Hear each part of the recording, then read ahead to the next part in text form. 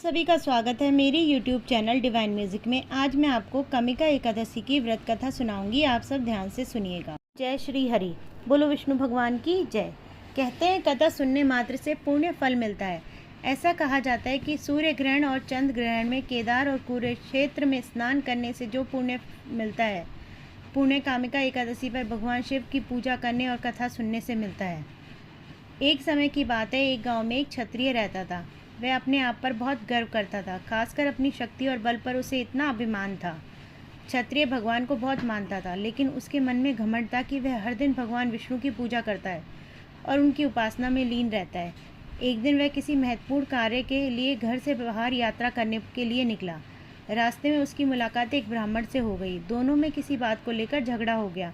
झगड़ा इतना बढ़ गया कि बात हाथापाई पर आ पहुंची। क्षत्रिय बहुत बलवान था, इसलिए ब्राह्मण अपनी दुर्बलता के कारण क्षत्रिय के वार को सह नहीं पाया और वहीं गिर गया और उसकी मृत्यु हो गई। ब्राह्मण की मृत्यु से क्षत्रिय हक्का बक्का रह गया। उसे अपनी गलती का एहसास हुआ और वह बहुत पछताया। ये पूरी बात गांव में आग की तरह फैल गई।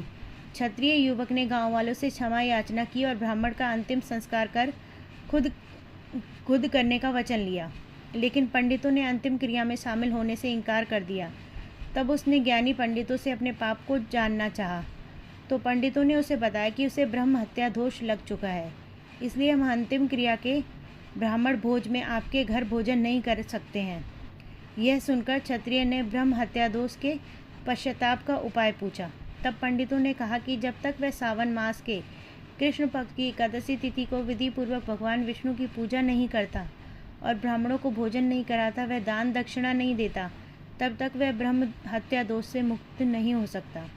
क्षत्रिय ने ब्राह्मण के अंतिम संस्कार के बाद पंडितों की सलाह मानते हुए कामिका एकादशी के दिन पूरी श्रद्धा और विधि के अनुसार भगवान विष्णु की पूजा की और फिर उसने ब्राह्मणों को भोजन कराया और दान दक्षिणा भी दी। इस तरह भगवान विष्णु की कृपा से वह क्षत्रिय ब्रह्म हत्या दोष से मुक्त हुआ। बोलो विष्णु भगवान की जय, बोलो शिव शंकर भगवान की जय। धन्यवाद।